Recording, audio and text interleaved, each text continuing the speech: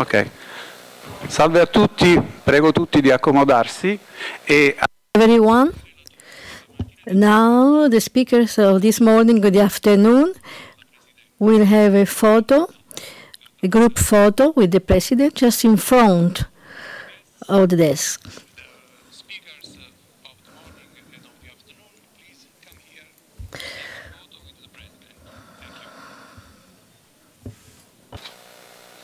Davanti, davanti.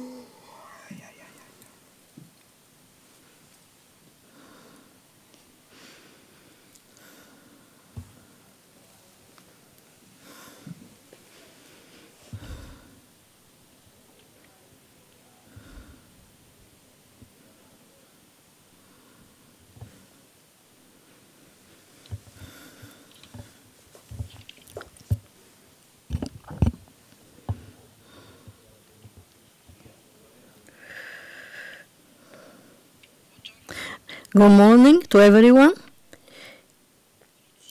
I think we can start these works today. The European project Horizon 2020, which is being concluded today, was a very interesting project indeed. I welcome all the participants, and I quote them each one by one during the day, both during the round tables, also for the reports, the presentations we'll listen to. This project is very interesting for two reasons, because really it has two keys. The the involvement of the citizens just to build up a digital democracy by using the tool of open data to guarantee transparency and participation and facilitation. It really gives an value added to data that are developed and published in a network that today is really hindered by fake news. Last 12 of March, the European Commission tried to fight this phenomenon, the phenomenon of fakes, that really hinder the debate, the free debate of our democracy, and we have to give a response to this phenomenon.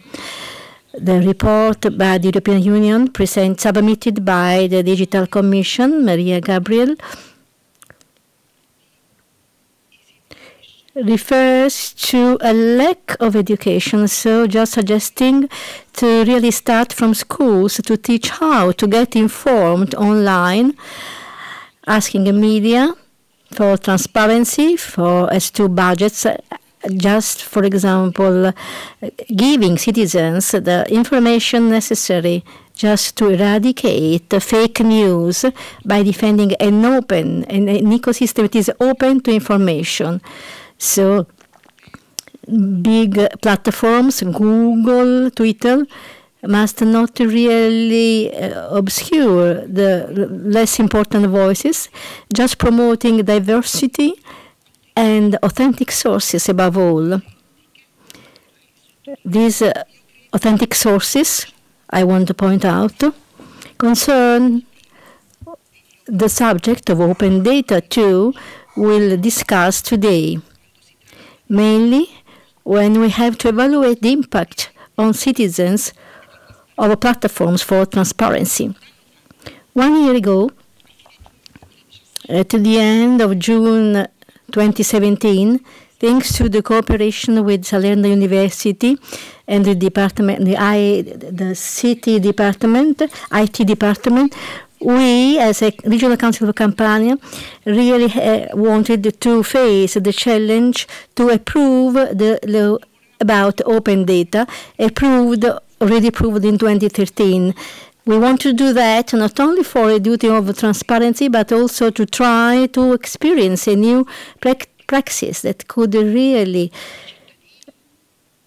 cause citizens to get closer and closer to institutions in the sector of e-government, with the aim to promote citizens' involvement in the social and political life through some strategies and tools that could really make very near, very useful information. So as a regional institution, we feel the responsibility to inform information and the public data that are certified and open, because every day they have to really be compared with economic and financial data that have a great impact on choices, on investments, on support for the development policies, with some consequences with the Campania. Not only for Campania, we are just now putting an end to a 3-year work, so I do thank all the employees of the region which cooperated to get this result. It's a work of research and cooperation that we accomplished together with other 6 European countries: Italy, Ireland, France, Poland, Netherlands, and Great Britain, on the use of open data to increase transparency and participation to the activities of public administration. Campania Regional Council, as I said, was one of the first ones to really approve a law with in 2013 about the really contents of regional importance. And during these 3 years, we reached some important results, not only for innovation, but also for open data. As to digital innovation, we made really a good intervention just setting up a new recording studio, and we guaranteed all the streaming, the direct streaming through web, also of question times and all the important institutional events which were carried out in our hall, Giancarlo Siani. Well, the direct streaming reports were really classified, were subtitled in an Italian language for deaf people in the Siani Hall. We introduced tablets, just trying to publish to really communicate documents that are important in our work. We also made 2 new web sections on the portal, the Open Mediateca with the multimedia documents concerning the Council activity, such as the WebTG and Open Data. It is really an open data for data. And so citizens can really get informed about important data, for example, those concerning legislative activities of the Council, above all in the whole where the works of the 10th legislature are carried out. There are also some connections with several media sets that are really hosted on the platform, made available through some agreements with Salerno University. This portal is also connected with the European one, so that citizens can really have available a large amount of data. These are just some of the results got, just showing that this route is important, but that we must go on, we must go further. Today is not just a target, but just the possibility to be in contact with international speakers from the fields of research of university, and also making available some tools that we experience together with other European citizens as to open data. That's why I want to thank the Commission of the European Parliament, which chose Campania region for hosting the event, this final event. I want to welcome all the representative of the national representative from Campania University, and also from the research center from other parts of the world. We have also the Council for Innovation here, the Council of Innovation on Campania. I also want to welcome the other representatives of other projects, particularly 20 Agenda, and mainly I thank those who represent experience from Tuscany in Prato municipality.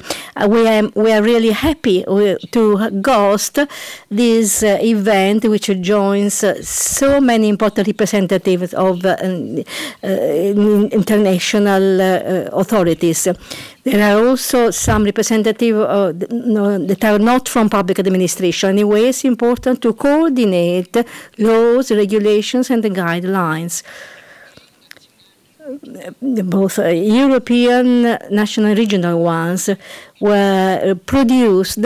Some laws which go towards digital transformation, such as the House of Glass and Zero Paper. It is important to involve citizens so that they become protagonists and subjects which can really perform good practices. So it's important that today, at the end of the day, we can really just grant awards to some significant experiences.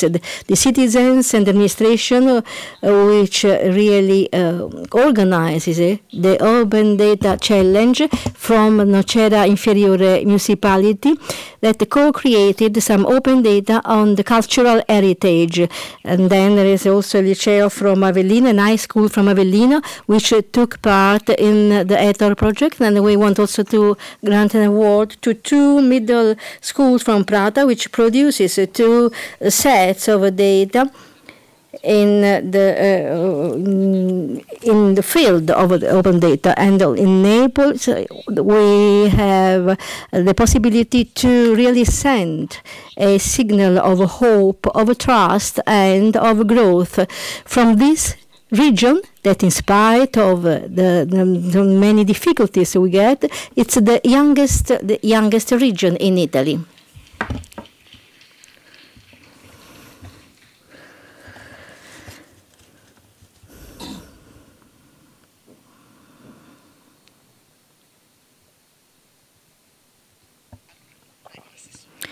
Well,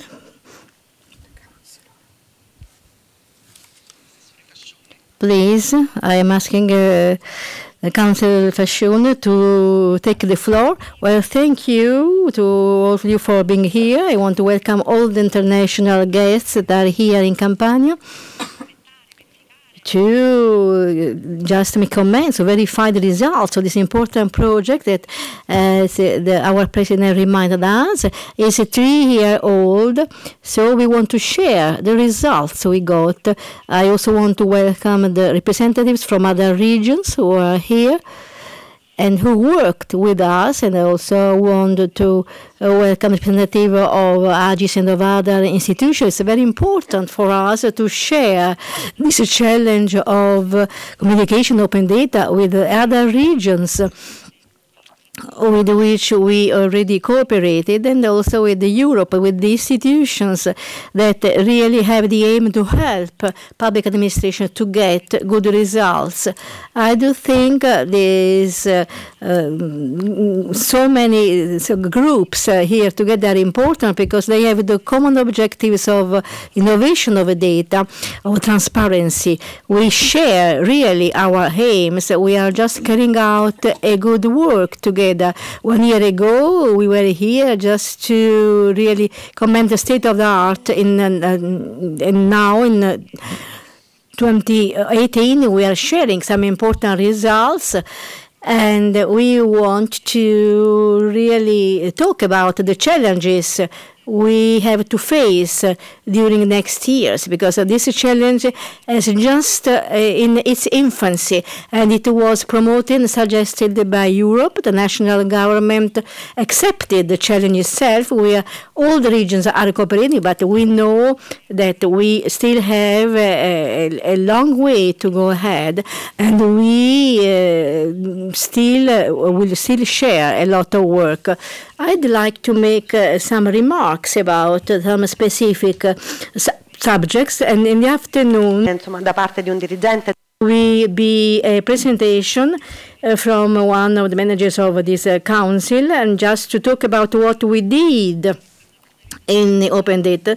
But as a counselor for innovation and cooperator for startups, I'd like to make a premise now, because these challenges of open data, of the Internet of Things, of digitalization, are important pillars which represent some key points included in a more general policy concerning innovation. Since we are talking about a European project, I'd like to remind you of the 3 objectives that the commissioner from European Commission had and suggested to us.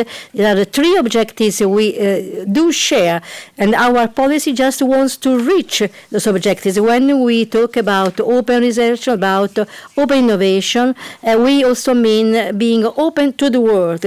Really, the common word for this objective is the being opening to everything. We have to be open to the world, to understand citizens' needs. When we talk about open research, our objective is to really trigger all the researchers to be really very careful about citizens' needs and about the mega trends of this great transformation that is being carried out today. We know that in 2050 we'll have 9.8 billion people on our planet, so we have to be ready to this challenge. We should think about how to accept, to really meet the requirements of this new population. We see that the birth rates are now changing now and are also increasing in Africa. So we have just some population shifts. The needs of citizens are changing too. So research must be open and must be really to meet these requirements as it is suggested by 2020 agenda. The open innovation means on one side open innovation, not only important great big enterprises but also the others other enterprises and realize that they have to give good responses to what are the market's requirements to meet them. So from this viewpoint, Campania region carried out a very important work. We have a platform of open innovation that is an example of good practice. We cooperated with the Lombardy region. We realized a platform, set up a platform where all municipalities, hospitals, cultural sectors, public and private sectors, representatives may really pose what are their challenges for innovation. So we'll try to really include in this container all the responses, all the results. That is a system that is also that includes also researchers. Will try to really give the solutions, the best solutions for these requirements. What is interesting too is that all the world of the demand for innovation will be realized by the support of AGIS, which will really help us so that the PA requirements will be met also by other means. And so we'll try to overcome the long times concerning procurement, for example. Open innovation means not only a very active role of single associations, such as an example of our platform, but also means user innovation, and that is the subject of our day. We, all of us know that often solutions are developed through a very quick interaction between those who are on the ground and those and those who really are out. So we have to cooperate just to propose new things to a world that is more and more digitalized. As a Campania region, we have an important program of research innovation with the resources of about 1 billion euro with the innovation programs just to accept the challenge of the digital agenda. We have a research investment that is equal to 1.3% of our GDP. We are under the 3%. This is required by the objectives of the EU, but we are online with the Italian average. So we really divided this investment between the innovation and the digital agenda. During these days, we are just accomplishing the operational plan of the digital agenda.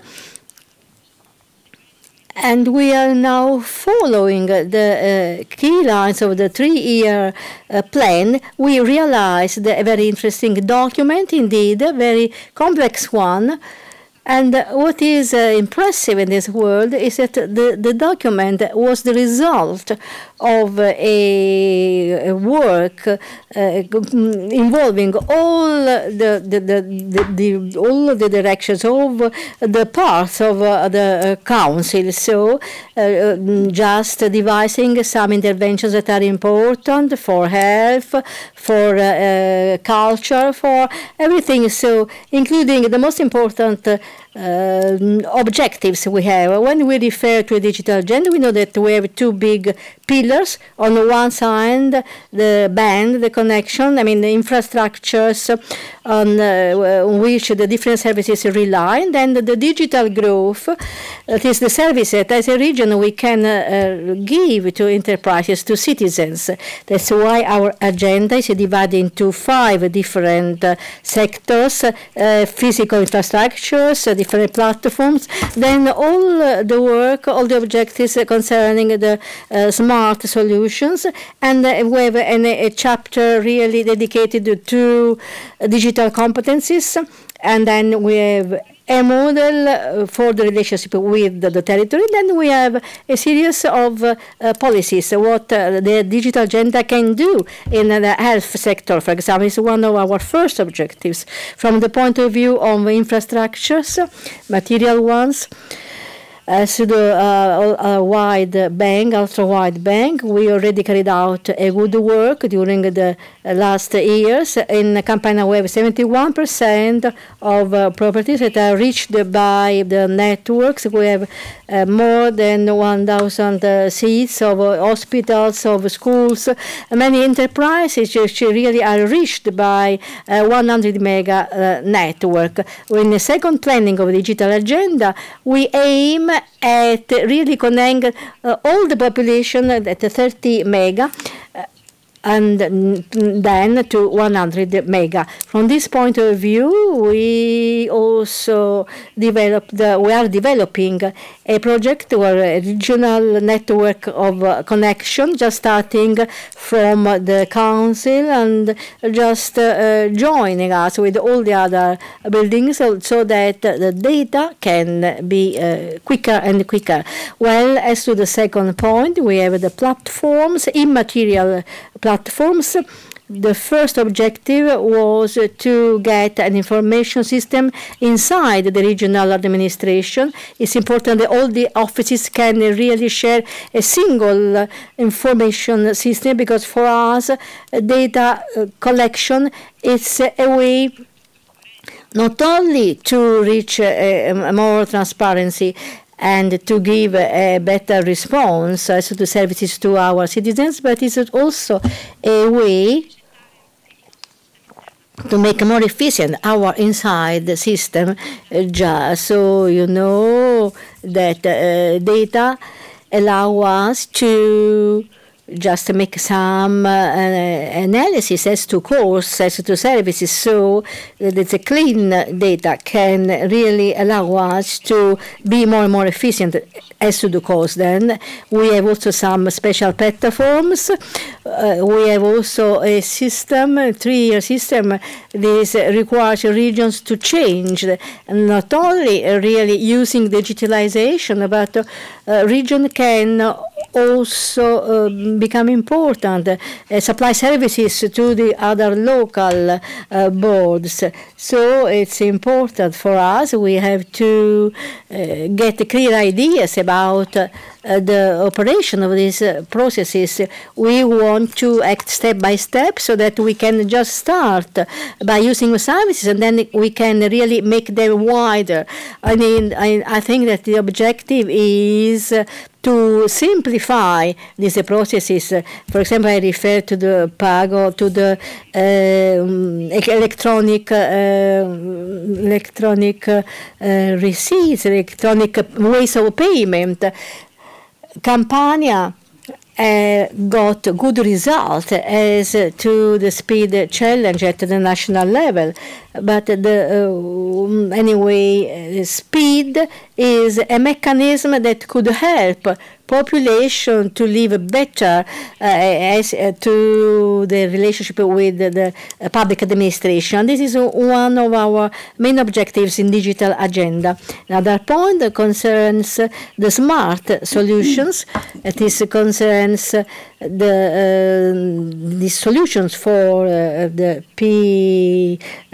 Well, I am really happy to share with you the creation of a new office dedicated to the open data. And it's important to get some special resources, because if we want to involve the different offices, it's important to really have special people for this objective. Before, so in 2016, we just worked in a way that it was not the best one. Today, instead, we changed this trend. We had 25 data sets before, but these data were not useful to be worked. But now we have a dedicated office, we have a clearer policy, and so we got the objectives to reach 150 data sets in 2023. Then the last thing concerns the digital competencies, and is a wider subject, of course. We now are in an age of digital transformation. 2013 European Union says that the digital competencies will be required in all types of jobs. Now we worked on these digital competencies, on the human resources. We have been working on that topic for a long time. And we have something that is really unique in Campania. We have the unique center where the Apple created its training center for developers. It's the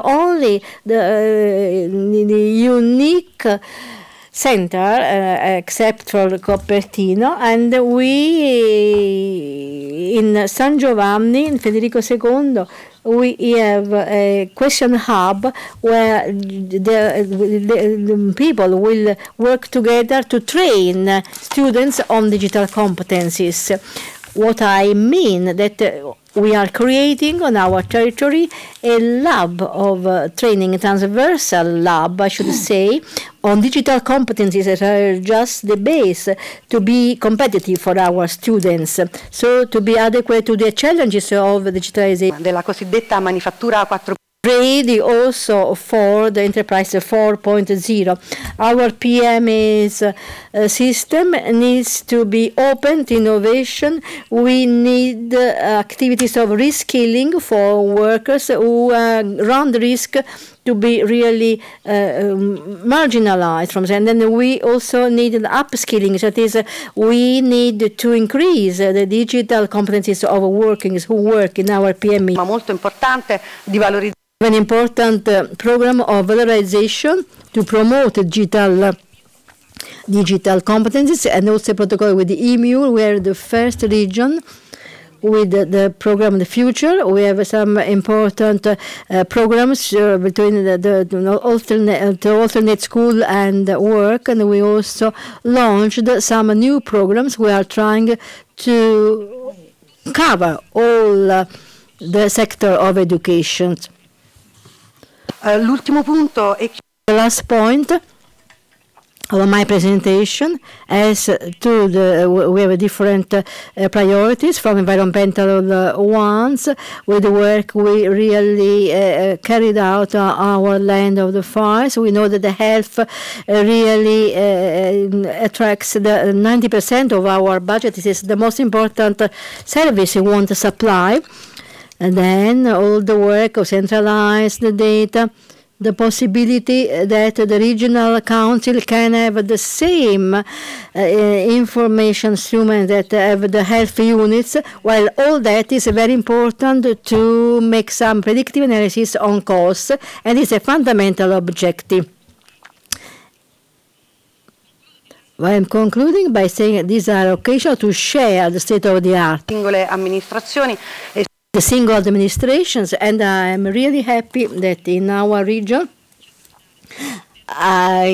we cooperated with the Salerno University with a great patrimony of skills or competencies. We really worked together on different occasions, and we know that this project can represent a pilot that can be mirrored for other fields, for other needs. That shows that the potential of universities in our territory For us as administration, as a council, is fundamental to improve our quality as to innovation. Thank you.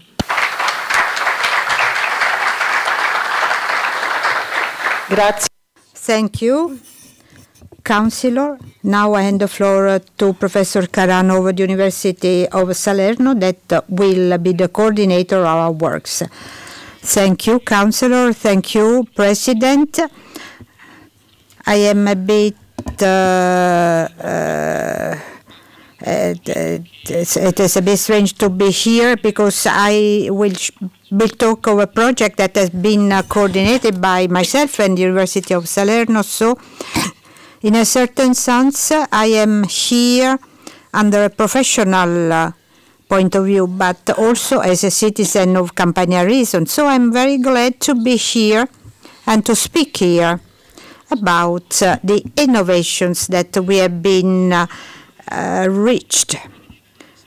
The agenda was including the welcome of Professor Alfredo De Santis. He couldn't come so far, so I give you his salutation and welcome, and to recall that he has been, our department has been very committed to guarantee to the project Route to PA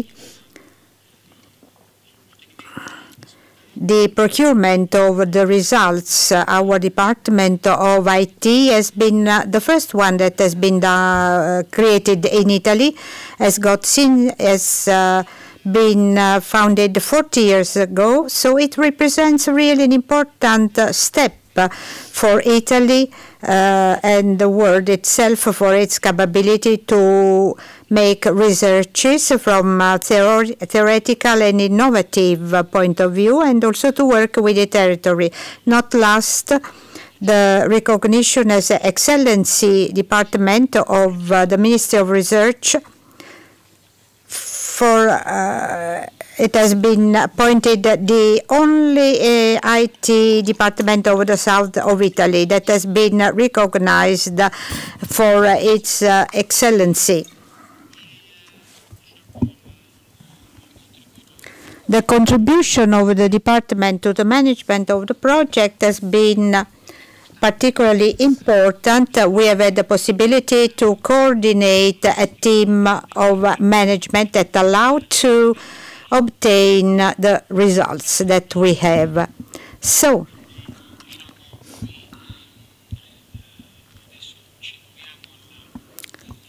now we are advancing in our program, our agenda, that foresees the speaker a video by the policy officer of DG Connect of the European Commission, Andrea Olmos, that has the target to coordinate all the activities of research and innovation inside the e-government. It is a well-supported topic at all levels. I must say that the declaration that has been done recently from all the ministers of European Union that poses a base to the activities of innovation inside the PA represents a good challenge at all levels, not only for the one working in it, but also for all the innovations. So we have the contribution, the video contribution of Andrea Olmos that we shall listen in a while.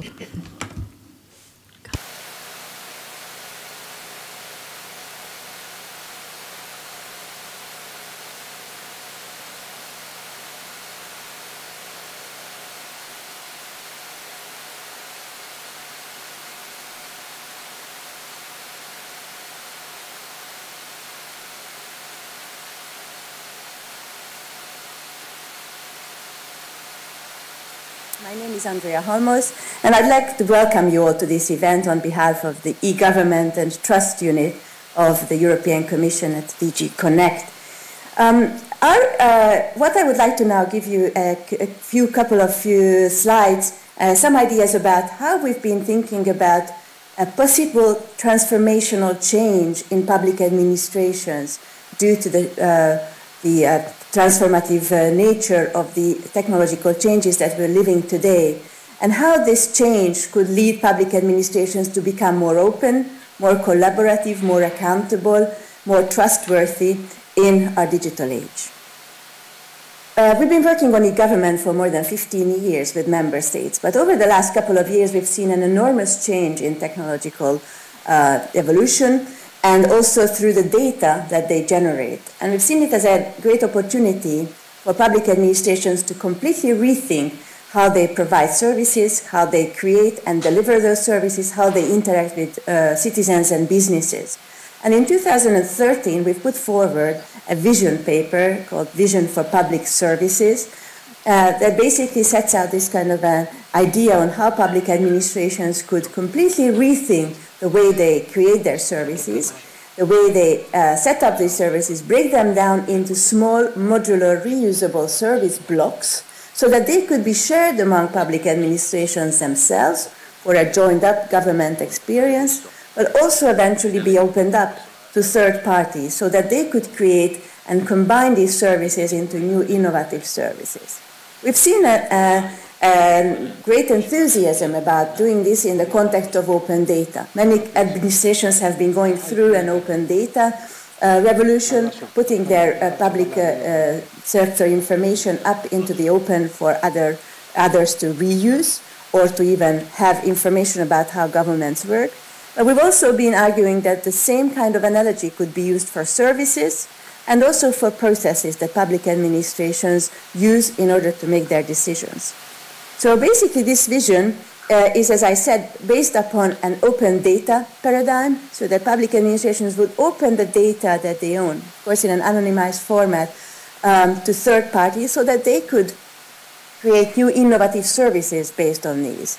And for example, the Public Sector Information Directive or the Inspire Directive would allow to reuse such spatial, geographical information and combine these into innovative services that could create a completely new community-based or location-based services. For example, a CLIP is a Belgian example where there is an open data database about pipelines going under the ground, so that when, for example, construction work needs to happen, people would immediately know where these pipes are going. When we talk about open service, as I said, the idea here is to break the services into small modular services so they could be combined for completely new services and eventually be offered maybe partially by public sector, but also partially by private sector or civil society. An example for that is that in Belgium, when you buy your car and you need to have an insurance, at the same time you also need to have, of course, your license plate, and the two can be done at the same time. The license plate coming from an authority, while the insurance coming from a private organization, and it's the private organization that will give out the license plate as well. And it's all allowed because, or all possible, because these services can be up in the open for reuse by the private sector. At European level, we've been also working on this, and as you may see in the context of digital service basic infrastructures, we have developed quite a number of generic services, such as, for example, electronic identification, electronic delivery, electronic signature, and many other reusable building blocks that could be used in many different contexts. When we think about opening up processes, it's about public administrations showing how certain decisions are made, and then engaging civil society, citizens, businesses in interacting with those. A good example for that is participatory budgeting, which we're seeing around the world, also now in Europe. A certain percentage of the budget of an administration would be decided by consultation with the citizens. And these concepts are based on collaboration, participation, and I would like to give you some examples about how this works in the context of public sector modernization. In terms of collaboration, we've seen a great advantage of once opening up these services and data, it's much easier to engage with citizens so that we would, as public administrations, better understand their needs, their requirements, and so could create more user-friendly and more need-based services. This is, for example, an example for that is one of the other projects we're managing is the Mobile Age project, which tries to create public services specifically for the elderly generation and have them create new walking tours around the city. Another one is FloodServe, which engages citizens to report potential flooding in their own environment so that they could be prevented in time. Transparency, of course, is another aspect of it. The idea that public administrations should be open about how, for example, public budget is spent, and we have quite a number of projects working on this.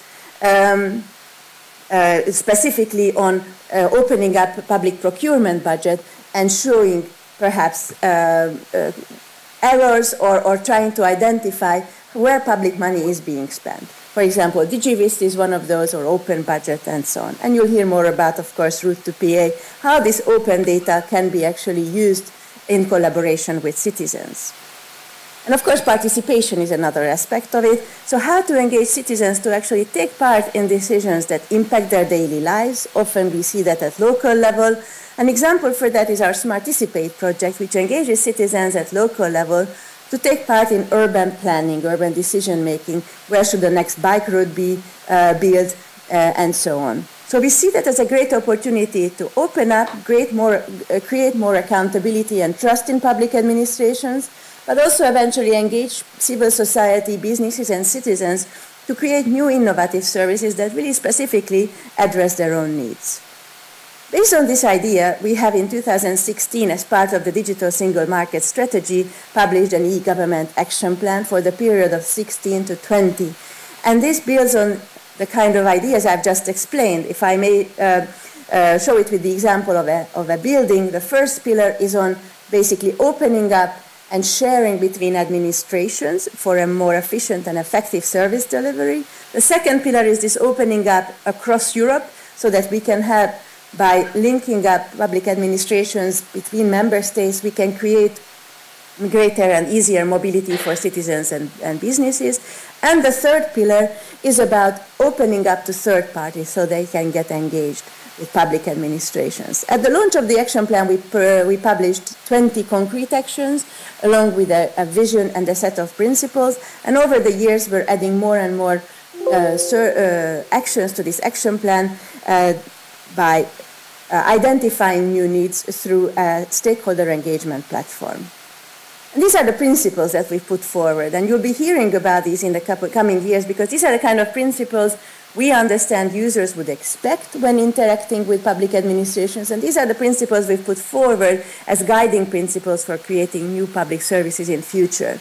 It's about enabling a digital transaction, but of course thinking about those who do not want to or cannot act digitally. So we also need to ensure inclusiveness and accessibility.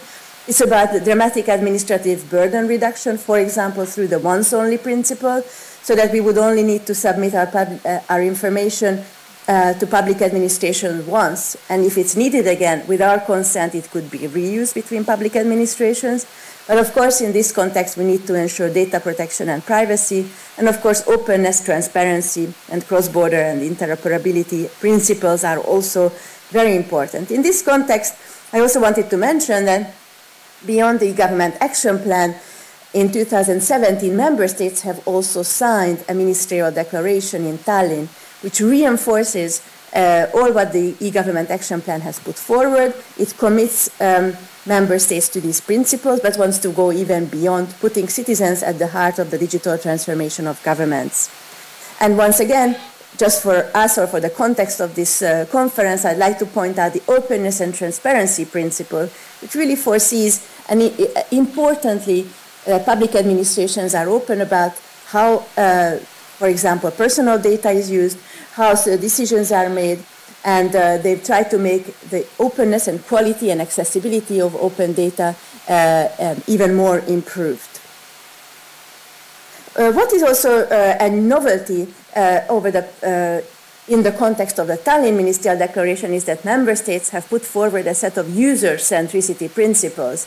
In the annex of the Tallinn Declaration, they have all signed up to it, saying that we would really need to put citizens at the heart of all our interactions or all our service delivery. And there's a number of important elements that I think are relevant in the context of your discussions later today. For example, digital interaction, administrative burden reduction, and so on, but also engaging with citizens. There's a clear commitment to engage with citizens in the creation of new public services, in better understanding their needs, and empowering businesses and citizens to make their voices heard. And in this context, we've been working a lot with member states, but also with local and regional administrations that are closest to the citizens in their daily interactions. We have published a number of guidance documents, and we also have a number of good platforms where use cases can be looked at, for example, JoinUp. But I would like to specifically draw your attention to this e-government in local and regional administrations brochure, which really sets out a potential path for local and regional administrations that would like to create their own digital strategy, the kind of steps, the possible funding mechanisms, and some good practice cases. So I hope you will find these as useful. For the rest, I would like to thank you for your attention and wish you a very good and productive event today. Thank you very much. My name is Andrea Helmos, and I'd like to welcome you all to this event on behalf of the e-government and trust unit of the European Commission at DG Connect. What I would like to now give you a couple of slides, some ideas about how we've been. Il filmato. Allora, ringraziamo quindi la. So we thank the policy officer. We are now starting with the presentations of the project. Mainly, the presentations include 4 speakers, mainly from those who were interested in the realization of the tools and of the methods that we really made operational within the pilots that we'll just listen to in the afternoon. My presentation is a starting point, in a sense, because we want to begin with the description of the project. This project was funded by the 2020 Horizon program with 12 participants, very different from each other. Not only because it joins a non-governmental organization, industries, and public administration, because it also joins different competencies within the research. Look at the numbers, look also at the geographic location of the partners. These are those involved by our team. They concern the fields of the foundations of institutes. Now the name is Open Knowledge Foundation, and a non-profit organization was the first name. And what is important is that research and innovation are joined. The subject that concern transparency and participation. This assumption is also included in Tallinn Declaration, is a great stimulus. Our project had always had this objective. Transparency and participation had the aim to join 2 different subjects that 3 years ago were seen as isolated. Transparency just to increase accountability, is the visibility of inner processes, but also as it was considered as a tool to allow citizens to be more involved in the processes. Just we wanted the contribution of a public administration work could become visible to all citizens. Well, the name of the project, the route towards public administration, means the fact that this route was a two-way route, just not only the way of citizens towards administration and vice versa. We started from two points. We recognize that there were two barriers. I always state that the data mirror real life, so data are always complex to be understood. So the work of understanding should be facilitated, and it should make possible the use of this data by citizens. Then, on the other side, there was also limited awareness of public administration about the role of data within the production. What did we do? We tried to create some tools, some methods, allowing the social cooperation. I mean, allowing the participation of citizens to the process of reuse, of understanding, and also to the process of creation of open data through contributions, the transparency, the TET, and then the SPOD. This architecture is rather complex. We just have a limited time, but we just wanted to give you an idea of the tools that will be described by our partners. The tool set is just a tool that allows the standards to use data could be improved just to make easier to use data themselves. So easy interfaces, reminding us of Google more than a traditional site.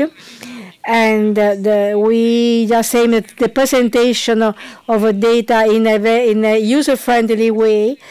And so the graphic presentation of data set, immediate representation of data set, I want to really emphasize the fact that we try the contribution of metadata, explanation of metadata in a conversation way that is very useful indeed to really refine metadata, really removing the formal aspect, facilitating the fruition of data themselves.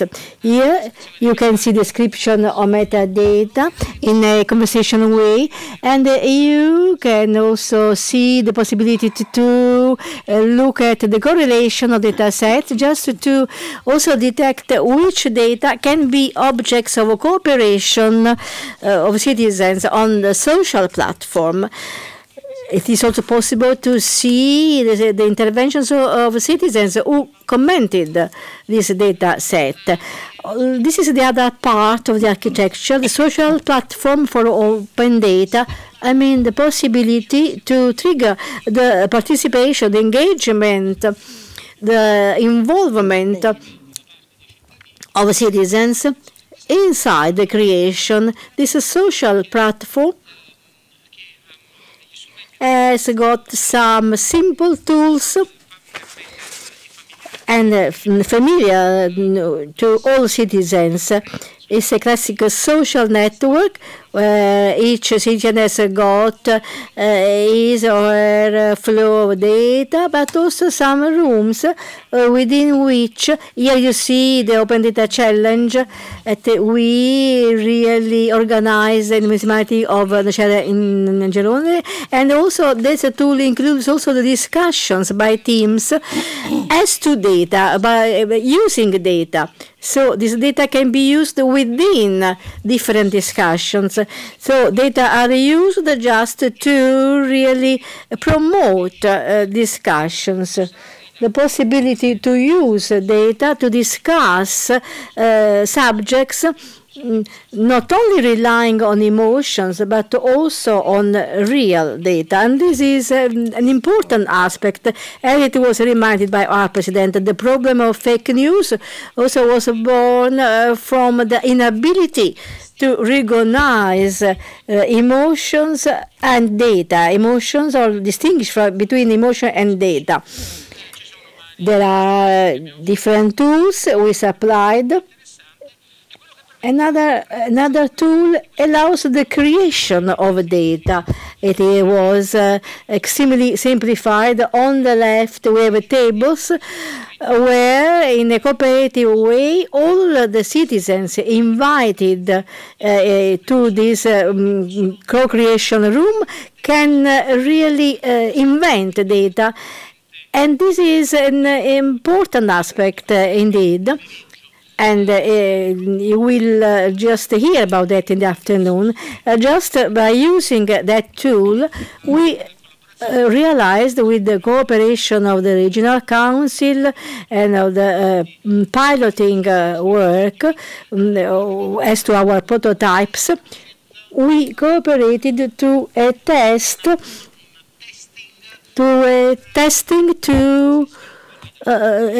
while data are being developed.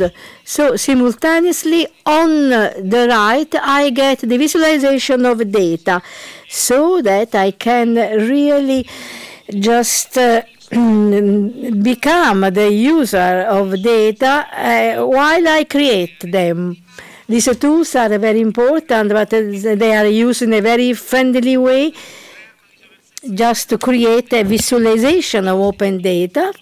For example, to do that, it's enough to really, first of all, choose these 3 steps. For example, I just chose data set of the best pizza restaurants in Italy. It was published by our testing site only. Then in the second step, data are shown with some indications of quality. I am saying that there are some fields that are still empty. Then I can also create, as a third step, the map of all pizza restaurants, all pizzerias that are recognized by Gambero Rosso as the best pizzerias. It's just an example of how this tool can be used.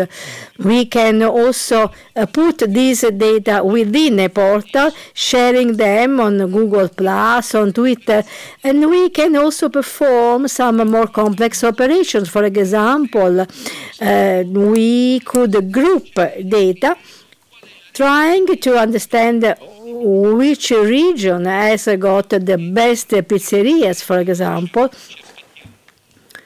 and we hope that Campania will be the best region.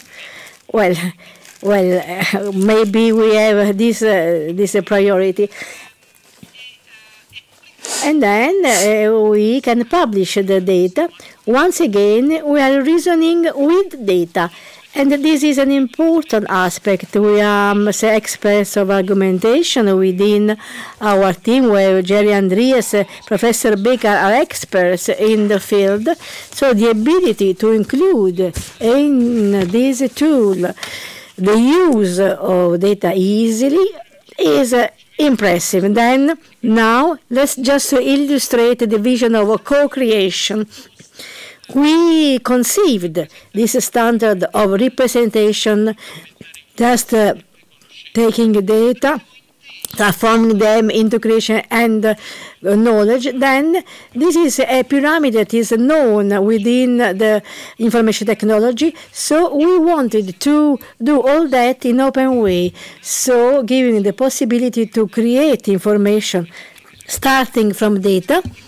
but also having the possibility to share them. For example, sharing maps on Twitter, such as the NATO project, which concerns the collection of data on the cultural heritage in Campania. It is coordinated by citizens within a traditional article we can find in any standard website, in any standard management system. We can introduce analysis of liquids, for example, just grouped according to different provinces. These are not opinions, but they are facts. They are visualization of information relying on data created on purpose. So if the source is authoritative, well, the more accountable the data will be. This concerns the production of data that are certified within typical products. The contribution of our project was to support within our systems open data, open information, open knowledge, all this information just to present a cooperative layer allowing to work on data by the participants in the social network. This represents the architecture of what we are doing with the regional council. And we are just experiencing that. That is, we are using the layer, the cooperative layer, as a tool for developing high-quality data. So we are just creating them, thinking of how we can use them in the future. Anyway, I don't want to anticipate what will told by next speakers, but transparency is not the final act of a process, but it's the process itself. So it's something of very dynamic indeed. So the cooperation within a process really allows us to manage data that are of high quality. We can really see what is the role of different rooms within the different tools. So this short presentation is just wants to introduce the substantial work which was accomplished within the phase when we devised our European project. Next steps will concern the presentations of the team which realized transparencies and answer to sets, and with the great experience in the field of e-governance. It is the theme of Insight. And Lucas Porwall will talk about that. Then we'll hear the presentation about the scenarios of pilots. Our project really wanted to be presented to citizens, public administrators. So it is a project that did not concern just abstract things, but just wanted the research to be described within things. Then you will hear the evaluation of the results presented by Professor Michael Baker from the French CNRS. I'm handing the floor now to the colleague from the National University of Netherlands.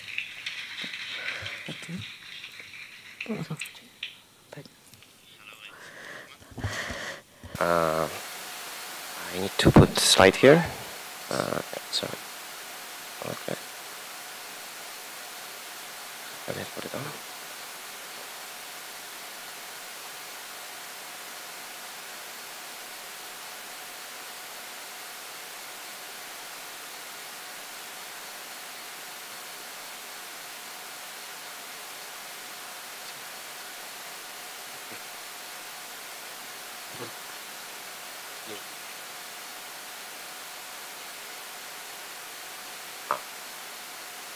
Perfect. Hello, ladies and gentlemen. My name is Lucas Porwal. I represent Insight Center for Data Analytics in Ireland. In your agenda, you may see it's Boyega's Ojo talk, but he couldn't be with us today, so I'm representing Insight on his behalf. Just a word on Insight. Insight is the largest single investment of Irish government into research. So I think it's we are kind of a statement by Irish government how important data is.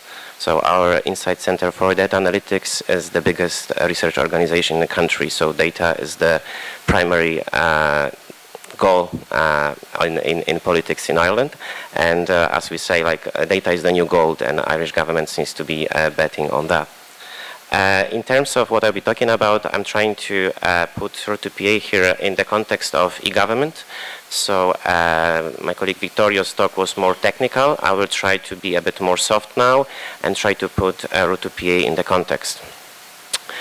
Road to PA as an initiative is an enabler, and we are enabling greater accessibility and better understanding of open data, and greater engagement around available open data and co-creation of insights from data. And I think it's incredibly important in the context of what was just said about the fake news and understanding of data by ordinary citizens, as well as businesses and governments, right? So that we are actually educating the society how to distinguish between what is just emotions, what is just empty discussion, and really fact-based discussion. So I think that's a very important role here of Road to PA, to enabling fact-based discussions, conversations, and news.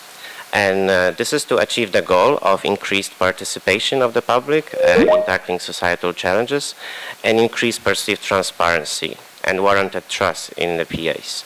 So what does it mean is that our goal is through educating the society, through opening up open data, which may be sounding a bit funny. We are opening up open data because if we get the data just in tabular form, it cannot be used. It cannot be comprehended by ordinary person, right? So there is a need to unleash the knowledge which is encapsulated by the data.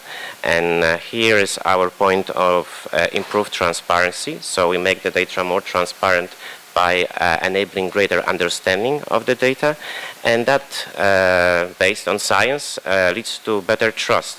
And again, this is very important in the era where the distrust is somehow shaken, and need to be regained by public administration, need to be gained by the corporate sector as well, as the last days show. So when we talk about the mechanism or the means through which Road to PA try to address those challenges to achieve the goals mentioned, we have three basic elements. First, which is transparency enabling toolset, which was a bit detailed more by Vittorio in technical terms. But when we talk high level, TED is simplifying search and discovery of data of interest. So what we did, we simplified the experience. Many of you use the maybe popular open data platforms like CCAN. They are good, but they are a bit advanced at the same time and require some sort of an expertise to engage. What we did, we went back to the source. We tried to look at best practice, and we developed sort of a Google-like interface where we have a search field, and it's really easy to search and to discover data. We automated the process of exploration, so we have automated content summaries, content visualization, and this is important from the perspective of unleashing the knowledge hidden in the data. We are not talking about columns of numbers. Now we are talking about visual experience where we can understand data better and incorporate it in our data stories, in our statements, in our conversations which happen on the Spot platform.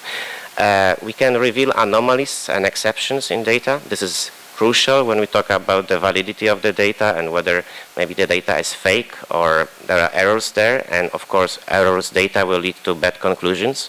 So our tool facilitates that process and can reveal some of the anomalies or enable you to find the pointers so you can continue your investigation on what's wrong with the data. We support recommendation and integration of related data sets.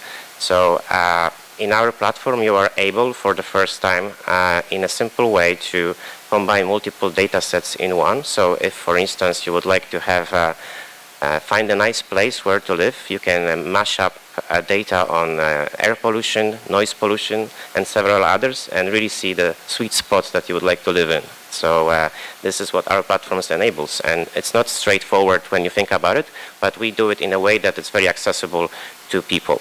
And we enable the generation of small area data set from national data. This is very important. Often the data is at the national level. I would like to look at region, Campania, Napoli, anywhere else. So we can zoom in and extract that data from national data. That's might be something trivial, but it's not, and we enable these operations in a very simple way. I have a screenshot. I think I will double a bit Vittorio here, so I will not elaborate a bit more, but what you can see here in the forefront, there is data quality estimation and some heat maps. There is a lot of options you can explore, some more advanced, some quite simple. Dependable on expertise, you can choose to opt in or opt out on those. When we talk about Spot, which is our social platform, so we enable visual data storytelling from public data, and this is pivotal, again, in terms of having stories which are factual, which are not just opinions based on, you know, some stereotypes or whatever. This is fact-based conversation now. We have a data which is evaluated, data which is checked for completeness, for quality through our anomaly detection. And based on those facts, well checked now, we can create a story. And we can make the story also readable and understandable by incorporating visuals, which are automatically generated by our platform in a very simple way. Also, we enable co-creation of insights and co-creating of the data. So if we generate our story before we actually publish it, we can have a second layer of validation. We can check it with people who are experts or with people who are interested in specific topic.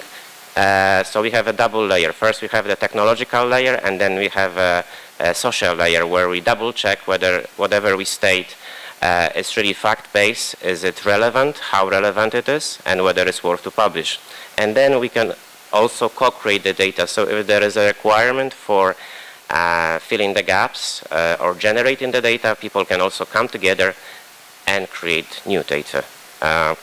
Finally, we enable sharing of the generated insights through popular social media platforms, and that will be, of course, all the Facebook and Twitter and popular platforms that are ubiquitous these days, and it would be unreasonable to not to include them considering the reach of those platforms. So, of course, we have our internal social platform, but we are aware of the power of the big social media and that not to be neglected because of the reach. Therefore, we enable that integration in our platform and easy sharing. So we have, like, I can say 3 steps. We have technological validation, generation of the data. We have social validation before we publish. We make sure this is factual, it's not fake, and then we finally publish it on social media rather than just directly going to social media and posting something which is of doubtful quality. Yeah? So quality is everything in terms of how we see the data in Route2PA and storytelling in Route2PA. So this is a screenshot of Spot. There was more from Vittorio, so I will not try to repeat. We have co-creation rooms, we have intelligent visualizations, everything pretty simple to use. And the final element is the guide. So the guide is our, I would say, legacy after 3 years of running this project, and it sums up our findings. We will not try to sugar things here. We will say things as they are. And it should be completed in another month or so, so stay tuned. We will provide recommendations and guidelines for open data policymakers, so I suppose a lot of people in these rooms will be interested in those findings. Good practices for public administrators and local authorities publishing open data.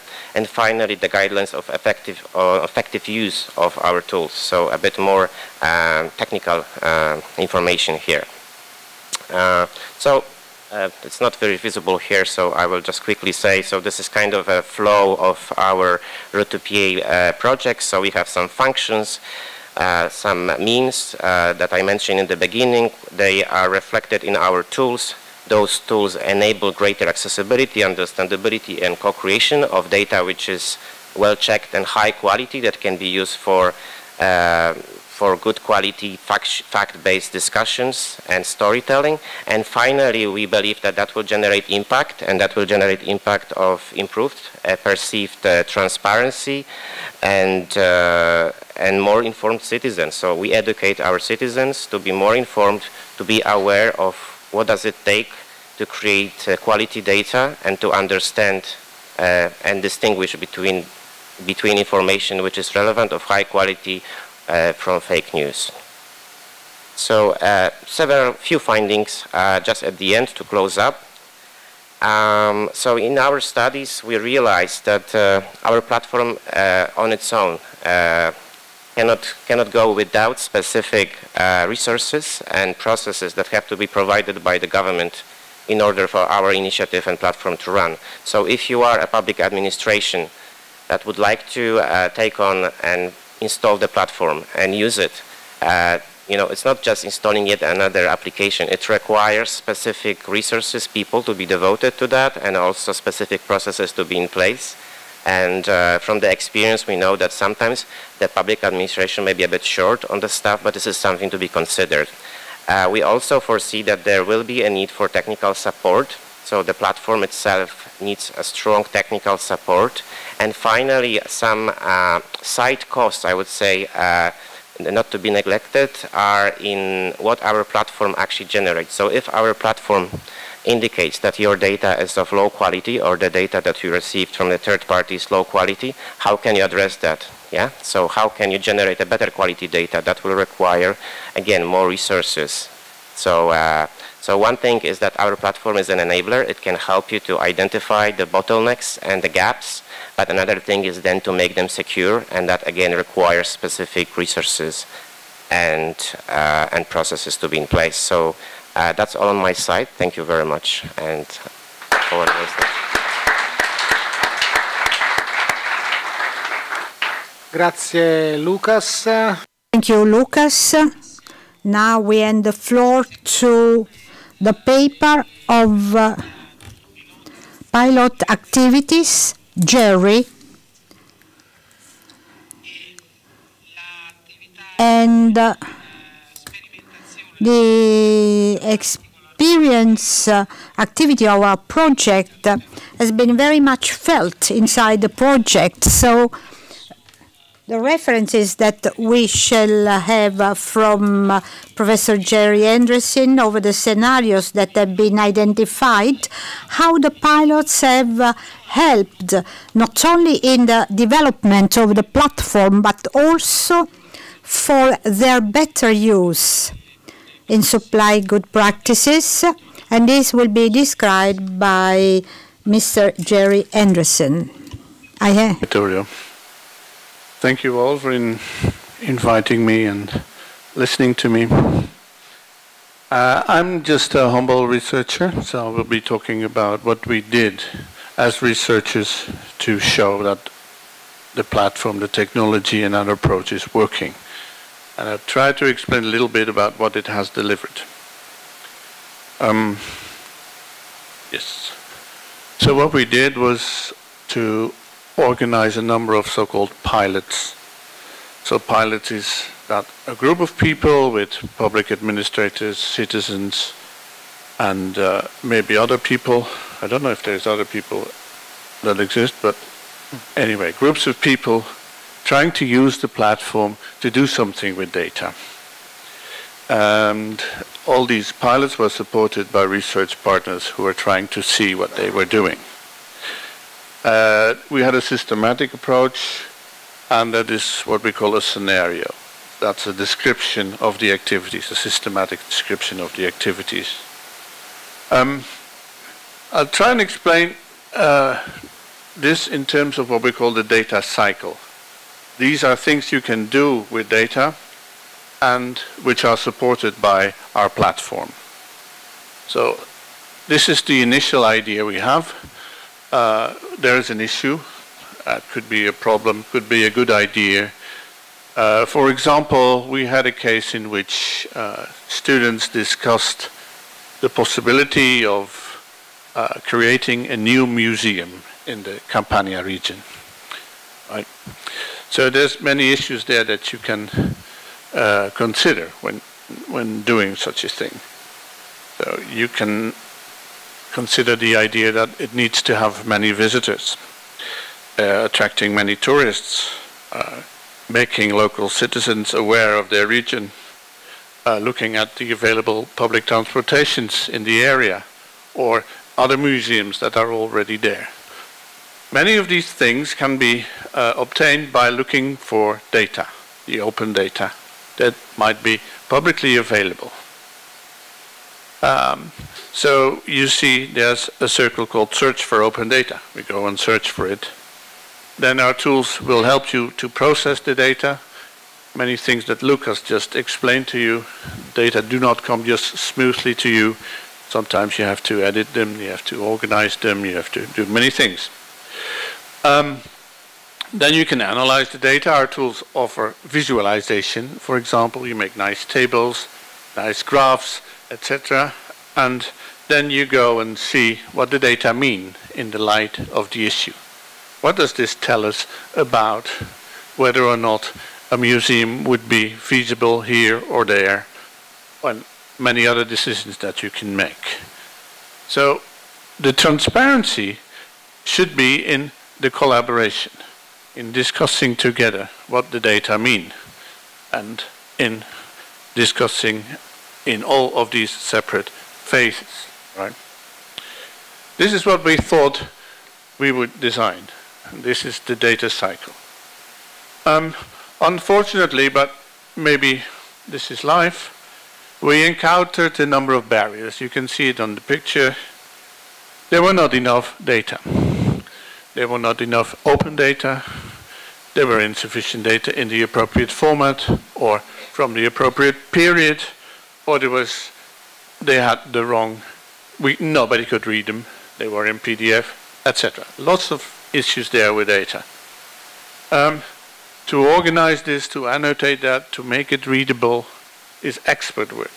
You can't ask citizens to do it, and you can also not ask any PA, public administrator, to do that. It's not their job. You need dedicated experts for doing that. So sometimes we already got stuck there. When we moved further, when it came to analyzing, interpreting, discussing open data, we noticed that many public officials, they were not even willing to do it. They were not able to do it. They were not willing to do it. It was not part of their job. So you need really specialist people that are knowledgeable about the domain, are knowledgeable about technology, about data visualization, about understanding what a graph means, many what we could call data skills. Right, so here we were after 1.5 years. So after a lot of deliberation, we decided, and I will explain later why, to add an additional process, which we call create new data sets. The data were not always good, they were absent, so it was very important that as part of what we do, the creation of new data was included. So we had about 12 pilots. You can see here, this beautiful picture. There's two types of scenarios. On the left you see scenarios that go about co-creation of data. So that is the creation of new data sets, right? That I just talked about. The right side is the co-creation of ideas and solutions. That was the first example that I gave about establishing a new museum. It could be about many things that are important for people and public administrators. We had different types of users, not only public administrators and citizens, but we also included children, school children, students. There's some kids there from I think they are from Padova sitting there. Prato, sorry. Sorry.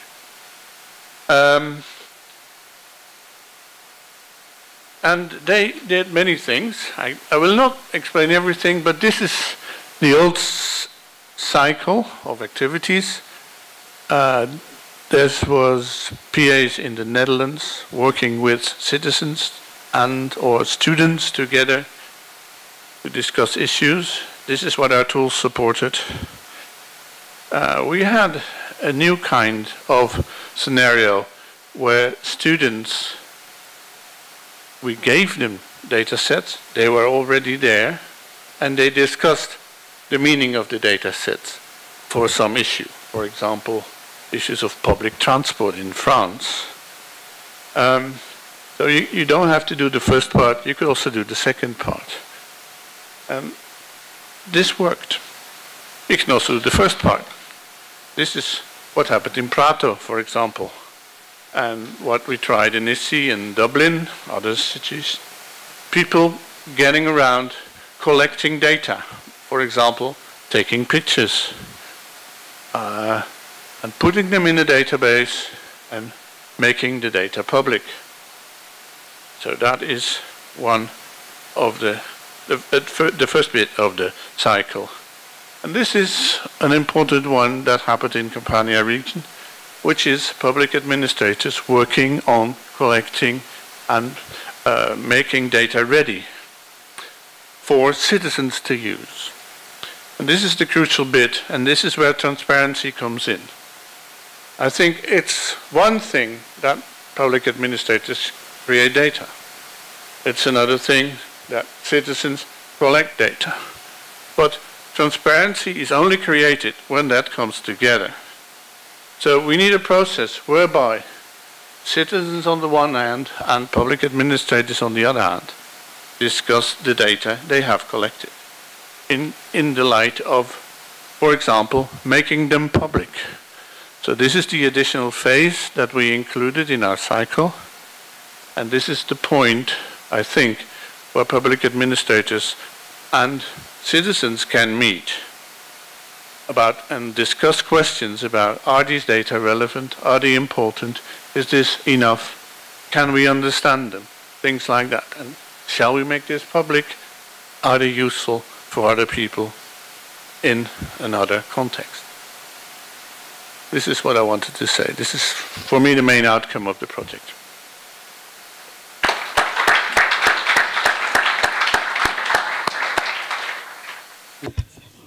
Thank you, Jerry. We pass to the last paper of our project. Our project has the target to follow transparency by using the open data engagement by the citizens, also verifying that their work and their collaboration is this is our project, has realized a framework for the validation and the test of the results. Now Michael Breaker, the Sivenas of Paris, will tell you. I'm very pleased and honored to have been invited to speak here. Jerry Anderson just spoke about the different activities that we call scenarios, structured activities, in which different groups of the people that we call users, citizens and public administrators across the project have been engaged in. What I'd like to talk about very briefly is the evaluation of the user's experience of being engaged in those activities using our tools. And the approach is called the Scoot evaluation approach. Now, the main objective of the Route to PO project, has been already said many times this morning, is to enhance transparency in relations between and within public administrations and citizens using our tools and achieving a positive impact on organizations and on stakeholder communities. So the question very simply is, to what extent has this objective been achieved?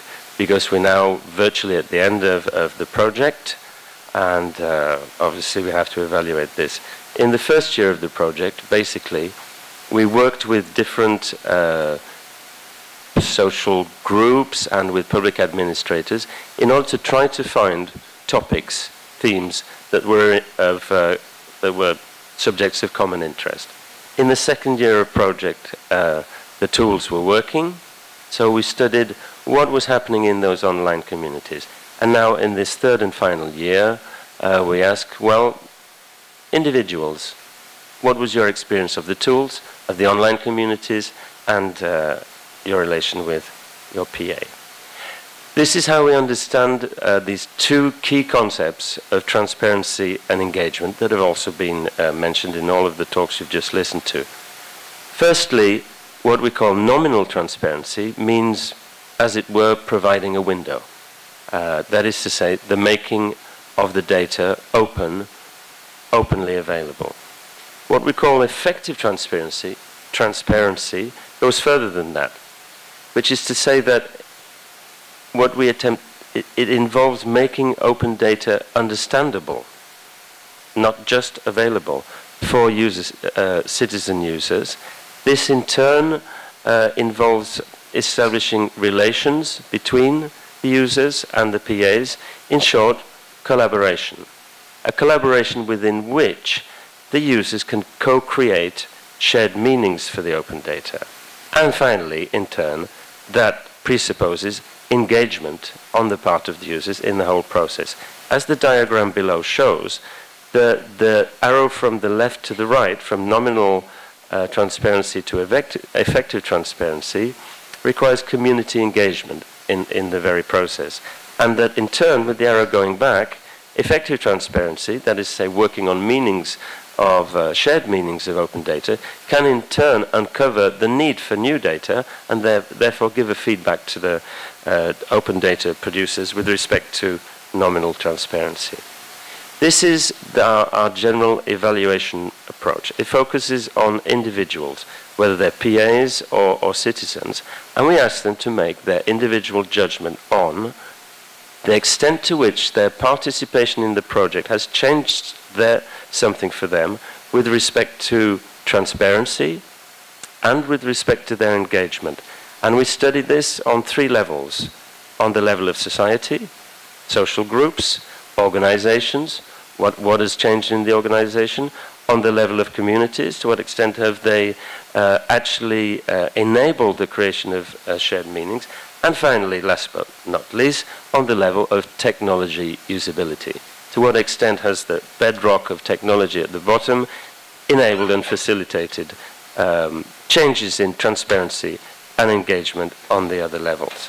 Now, if you look there, apart from the center of the diagram, there are 6 boxes. People today are swamped by questionnaires everywhere. It was important for us to try to make this extremely simple. So there are 6 basic questions that we asked users.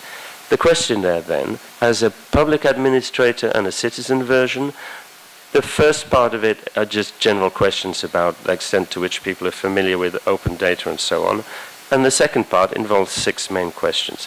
There's a quantitative part, 0 to 5, or 1 to 5 rather, and above all, open space for trying to elicit rich, open, qualitative remarks and explanations for the user's judgments.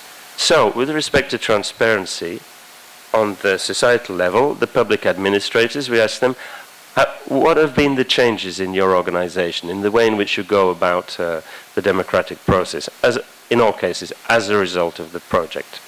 The citizens, we asked them, has your participation enabled you to get a better understanding of your public administrator and or your city, your region?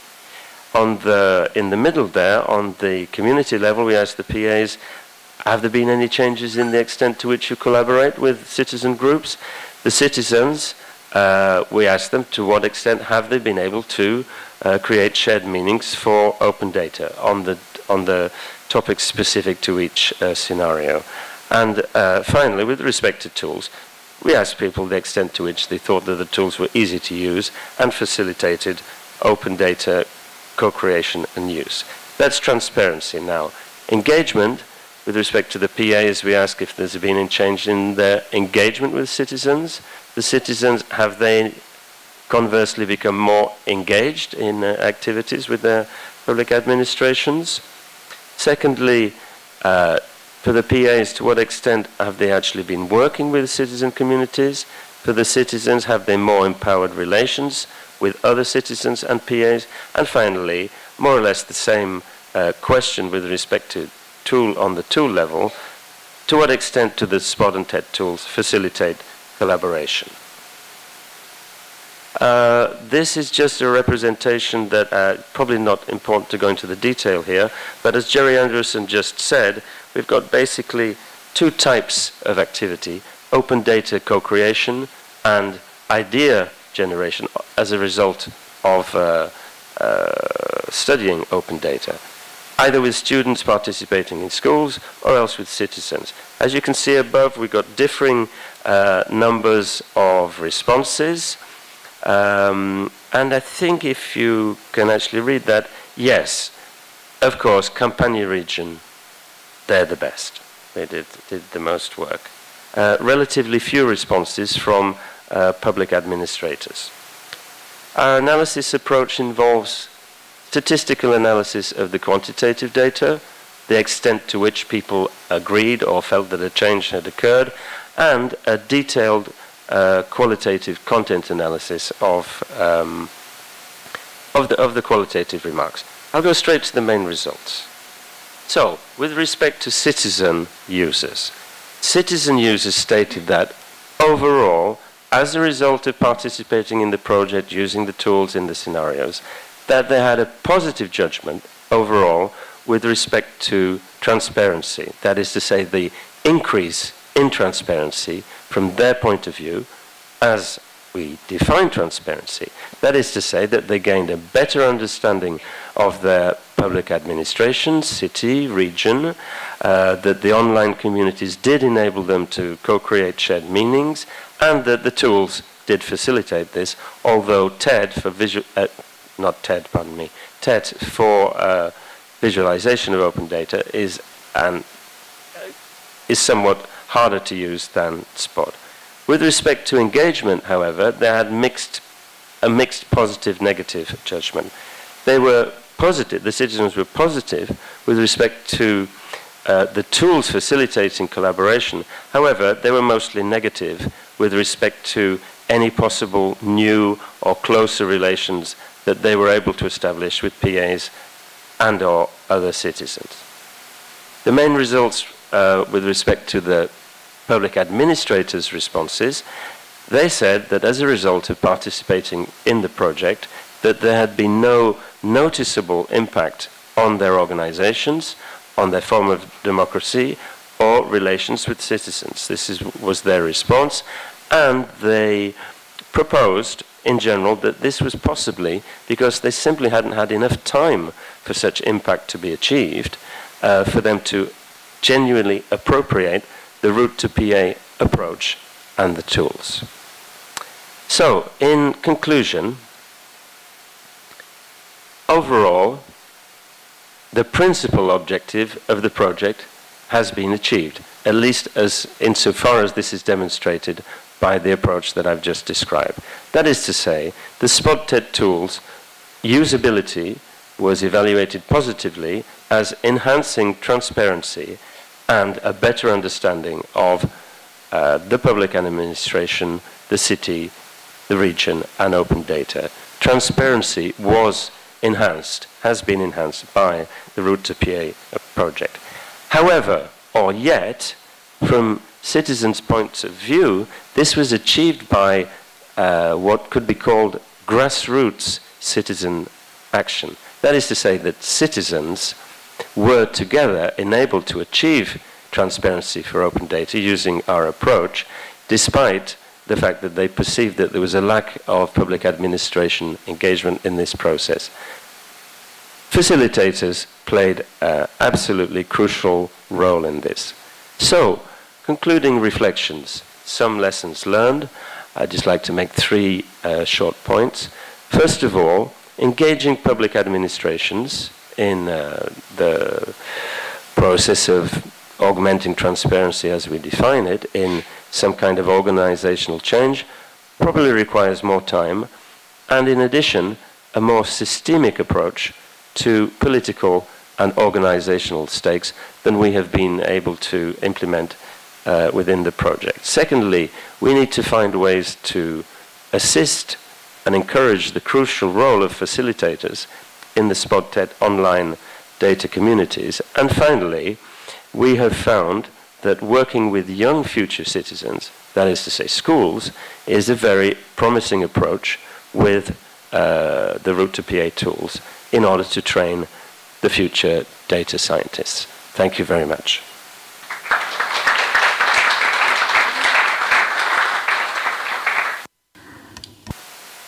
Thank you very much. Michael, grazie mille. Come avete visto il nostro progetto ha... As you have seen, our project tried to cover different perspectives. Now,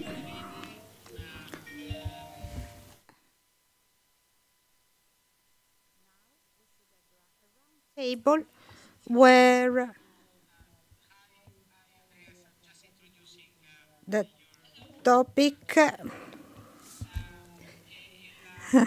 and the idea is to have the paper of what are the perspectives inside the open data, the transparency, the engagement of the citizens from different points of view. So we have the contribution of Andrea Olmos from Basel. We have the introduction of what, so I will introduce also the round table of what is the research point of view from the School of Government of Utrecht. And we shall have a perspective about what is done in Netherlands by Paul Soederberg, that is an open data expert.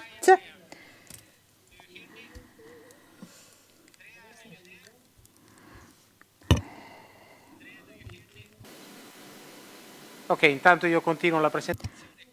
So I will continue the introduction, and then we shall pass to the Italian landscape that is well represented by the presence, very well accepted, of Agid, Mrs. Daniela Intravaglia, Istad, with the presence of Renato Fazio, that will talk about the perspective at international level. So I will start with Andrea Olmos.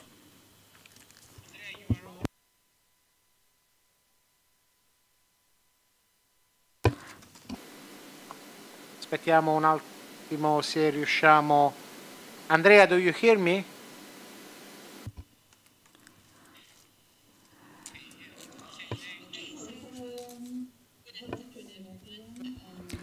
And thank you for inviting me to this roundtable discussion. And yes, I was asked to talk about a little bit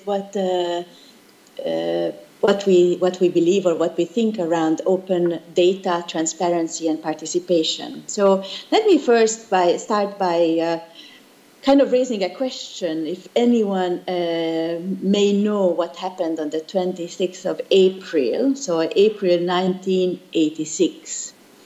Most likely, we don't remember the exact date because it was exactly the date that the Chernobyl catastrophe happened. But we never learned about it on the same day. We learned about it 2 days later by the Swedish authorities who have identified that there was something wrong and leaking. And of course, it took also a lot more time to really make it into the public knowledge. And so this is something I would call a closed government. And then we've seen other examples, for example, for transparent government, where we have seen that in the, for example, in Sweden is one of the first Freedom of Information Acts from the 18th century, where government felt that some of the information they possessed had to be out in the open for transparency reasons, because people actually had the right to know that information. That was more about transparency.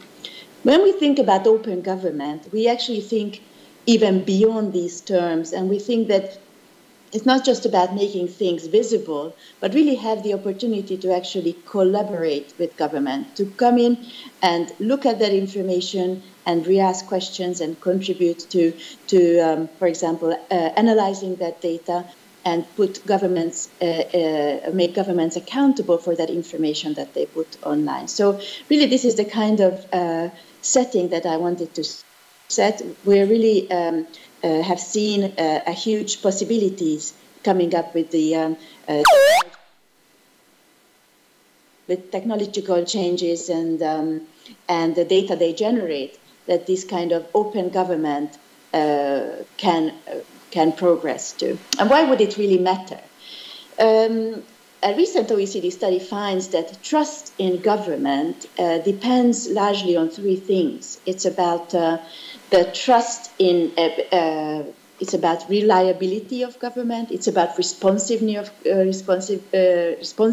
of government, and it's about integrity of government. And I think this is really crucial, because what we're seeing now after the crisis, economic crisis, is really about a crisis of trust, a crisis of trust in governments, in institutions. And we believe that digital government has a means, or has the possibility to actually overcome this trust of crisis, because it can create a responsive government, it can create a reliable government, and it can help in the integrity of government. In terms of responsiveness, we see that digital government can help in addressing real needs, in addressing, for example, the need for administrative burden reduction, for making more efficient and effective public services. In terms of reliability, and of course in the context of data protection and privacy, digital government can really help in that. For example, with secured electronic identification mechanisms, we can ensure that we are accessing in a protected way public services, and that also we can take better control of our own personal data. And of course, integrity of government. So in terms of good governance, in terms of accountability, transparency, but also in engaging with citizens. That's something we believe that digital government has the power to do.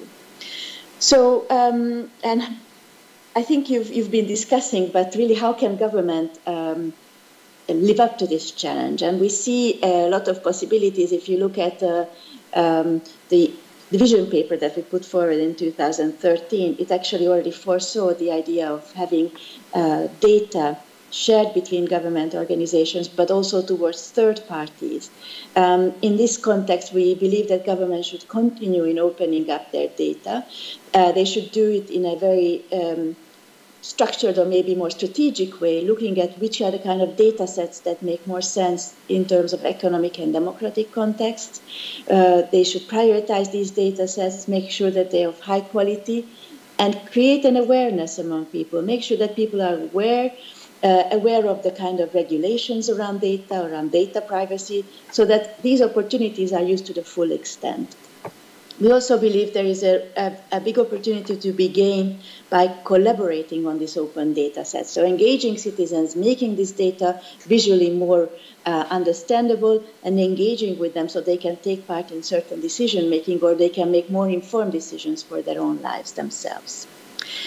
And if you ask me what are the next steps, I mean, we're working on a number of these things. We're working, for example, through a study on looking into APIs, so kind of how this open data could actually be created or combined into new services. So we have an API study that is looking at the possibility of standard APIs for public administrations at EU level.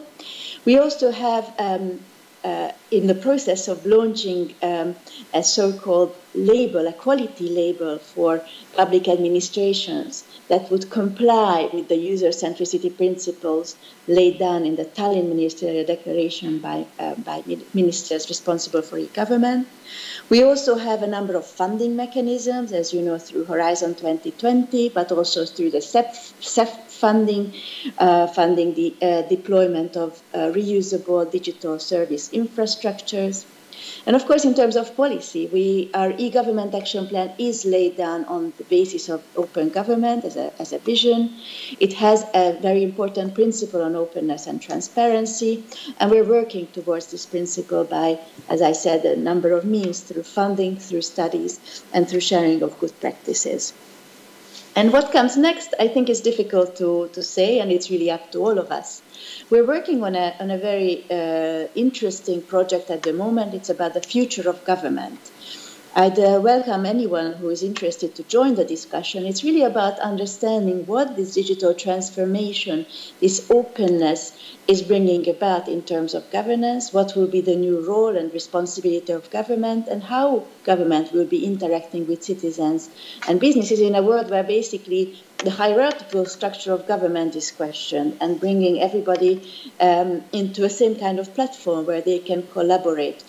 But how do we ensure that it's for the public good? So there's a lot of discussions. We are in this context of this project, we're also creating some scenarios and looking at what kind of scenario a future government could take.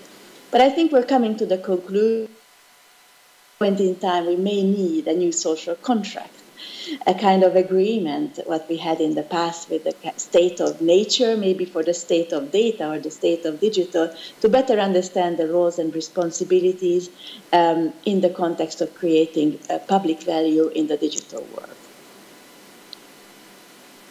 Thank you. Thank you very much. Thank you very much. Grazie mille Andrea per il contributo e particolarmente. It's particularly important to understand that there is a big effort by Europe, by national governments, regional governments, to deepen these subjects. Now I want to hand the floor to those who will speak about what are the prospects in the field of research. So I am asking Erna Ruyer from Utrecht University to take the floor. She's one of the main authors of the part concerning political sciences in our project. I'm asking her to tell us what is the state of the art now. What are the perspectives that research detected in this field? Please, Erna. Yes, so my name is Erna Ruyer and I'm an assistant professor at the School of Governance, Utrecht University. And I was involved with the Route to PA project. As has been mentioned before, the aim of the Route to PA project was to stimulate the open data usage in order to enhance transparency. And in line with the literature, and as Michael Baker also pointed out, we've made a distinction between nominal and effective transparency. And the main focus of our project has been how can we come from nominal, from just releasing data sets, to more effective transparency in where data sets are actually used by citizens. So what we have seen, especially in the first generation of open data literature, was that in order to come to effective transparency, we have to identify barriers and opportunities and try to overcome these barriers. But what we have found actually in our project, that it isn't that simple. It's not like you identify certain barriers, you find a solution, and all of a sudden we have effective transparency and people are using the data sets. In fact, what we are dealing with are complex systems. So we were fortunate in this project that we were able to work with different pilots and different local authorities across Europe, and that we try to perceive them as complex systems, where we identify different partners, not just citizens and civil administrators, but also political actors played a role. So, and all these actors are interacting in dynamic relationships. So the question then becomes, how can you strengthen these complex systems in order to generate effective transparency? And what we've done in our project is based on the idea of probing. And a probe is basically an intervention. And what we have done in these different pilots is, like Jerry Anderson just pointed out, we have developed scenarios which can be perceived as probes. And what we have done is we have analyzed the patterns that emerged from these interventions. What worked well in these pilots and what didn't work well. And we try to come up with lessons learned and based on these interventions. And these will eventually be in the guidelines that will be released in a few months. And a few important issues that we will address in this guide is not just the fact of complex systems, but also the importance of connecting open data with societal issues. And one of the challenges also has been in this project is to find issues, problems, or other things that are of relevance for politicians, for public administrators, and for citizens, and to find that match that motivates people to actually participate in the project, but also to work with the data in order to solve the issue that is relevant for everyone involved. So that is one of the key issues that we found. Furthermore, what we also found, what could be helpful, is that the scenarios that we developed, the more specific they are, the better result we got. So it's very important to define the roles. What do we expect from the different people? What do we expect from the people who are participating? What kind of rules do we have? So that everybody knows what it is expected from them and what is the result. What do we want to achieve within this scenario? What is the expected outcome and how do we get there? Because I think one of the main things that we found that it is a process. It is a process going from nominal to effective transparency, and people have to be willing to learn along the way. And that's, I think, the only way in order to go to innovative insights leading to eventually impact of open data. Thank you. Thank you very much. Grazie mille, Erna. Grazie, Erna. Thank you, Erna. The experience inside the project is included into the research of e-government, and we have done a little step forward. Now we shall get to the national landscapes. I will start with the Dutch context. We have Paul Surberg, that is an expert on open data experts. He works with the Dutch government, and I'm very pleased to listen to him. What are the perspectives that can be obtained in a short and long run as to the participation to citizens and the opening of the new data with modes that will involve the involvement of people. Please. Giving me the floor here. Already very much has been said, and I'm trying not to repeat all the former speakers too much, so I will see what's there left for me. I'm working for the Dutch government, and the first thing we did a couple of years is that we brought open data together with the open government perspective. So now we are dealing with open data from an open government perspective. And with that, open data is becoming more is becoming less technical, and it's becoming more of a culture change aspect, and it's more important to work on transparency, and it's more important to work about openness. So one of the goals we have is that we are going to modernize our Freedom of Information Act. The ways we have to release information from the government. But that's a law. It's also about our opinion as a government worker, how you think about a request for information on a Freedom of Information Act.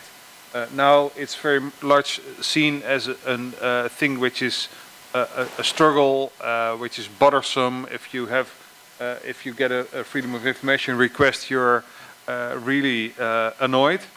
But we should really turn that around. It should be the case that if there is a Freedom of Information request, that you celebrate it. That you celebrate the fact that there is a citizen interested in what we have as a government, and that we are pleased to help this citizen or this societal organization, that we are pleased to help him with information from us, from the government. So this culture change aspect is bringing more into sight with our open data and open government approach we have. But on the other hand, it's also that we supply data, and as much as we can.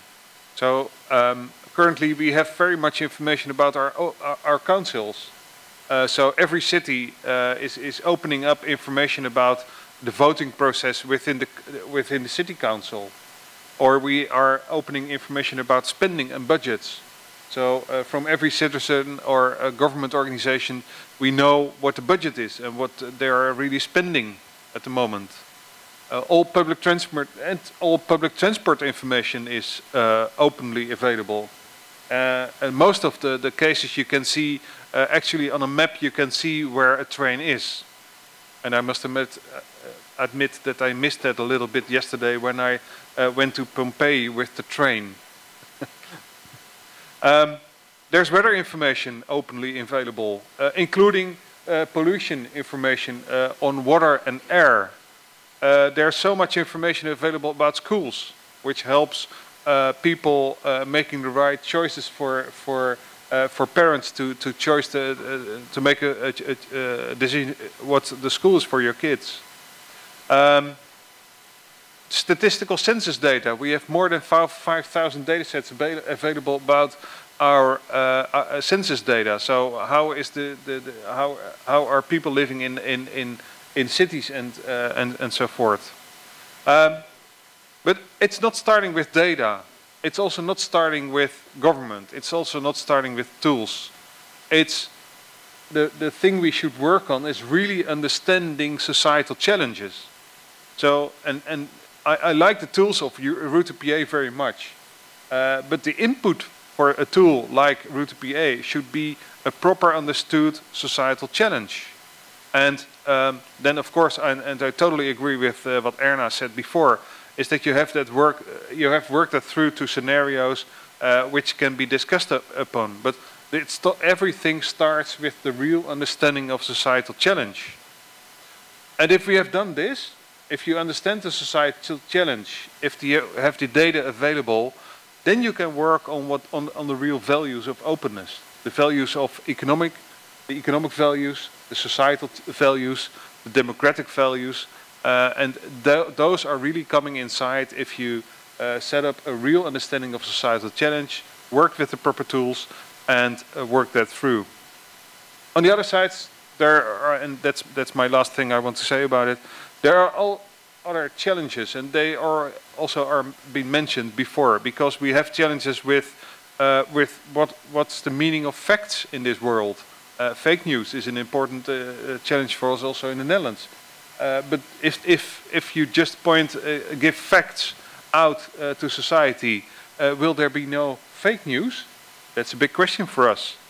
So the future of government is a thing where is a challenge, is a change where we are working on, and everything we are dealing with here is an important role and things which should be filled in. So I hope I could give you a little bit of an overview of the situation we are dealing with in the Netherlands, and I hope that we can work together on Route to PA on this. Thank you. Thank you very much, Paul. Penso che l'enfasi... I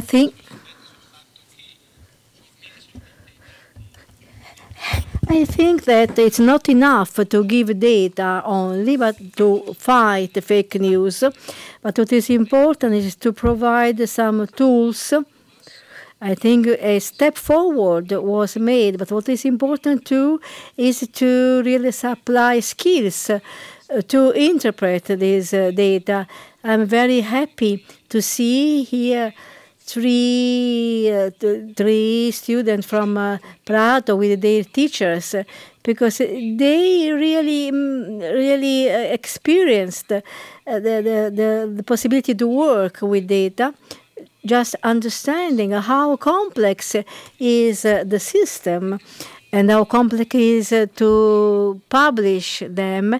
But anyway, they were able to communicate the richness of their territory, and they were happy with that, of course.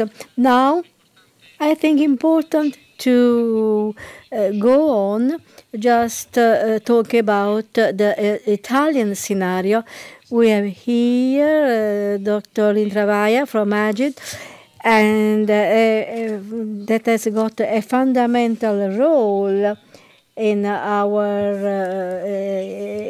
in the field of open data. Please, she's from Agid, as I said. Grazie per. For our international guests, I would like to try in English, if you allow me. So presently, Italy has gone through a very important reform about open data and information dedicated to the public, because you have to think about our culture. We are coming from a vision where public administration data were reserved only to the people who had strictly a right to access to them. But since 2012 and 2013, we had first a law against corruption, and then another one against toward transparency. And with both these laws, we had a very important change of perspective. That is a sort of revolution for our country, because now every data, information, document, product issued from by a public administration must be available to the citizen, to anyone, not only to the people involved in a specific procedure where they belong to, they are part of. And so I think that this takes us nearer to the northern part of Europe, where this sort of approach is normal. But for us, as I told you before, it wasn't completely. And how we are realizing this transparency. First of all, there is a general availability of open data through the websites of any public administration. Indeed, any data, information, or document about three topics that are expenses of public money, charges, nominees, and appointments of public officers, and then decisions about general management of the public administrations must be published in an open format on a special section of the websites of the public administrations. Besides, two specific rights have been established on the topic for everyone. And so one is the civic access right, that is diritto di accesso civico, that is the right to claim a publication sorry, omitted by the public administration, whether foreseen by law. And the second one is the right, a generalized access right, diritto di accesso generalizzato, that is the right to know or to access to any data, information or document, further the foreseen general duty of publication. Nevertheless, these are not absolute rights, because legal orders must keep a balancing among opposite interests and rights of the subject. One kind of limit to those rights is related to powers and functions of the state, like secrecy and classification of peculiar documents, national security, defense, public order, international relationship, budget stability, and criminal or taxes investigations. On the other hand, other limitations are foreseen to avoid damage to private interests, like data protection, mail freedom and secrecy, business interests, and among these, intellectual property. That is to say that our legal order is very balanced about the protection of private rights and the duty of the public administrations to be open, and day by day more open toward the public. What is going on presently in our digitization to help this process? We are improving the public services through a strong commitment of my agency, that is a sector of the government, under the direct control of the Ministry for Public Administration and Innovation. And we are trying to put in place, through a 3 years plan, those principles that already you have seen proposed in the presentation of Andrea from the Commission. And through those principles, it is strongly underlined transparency and openness.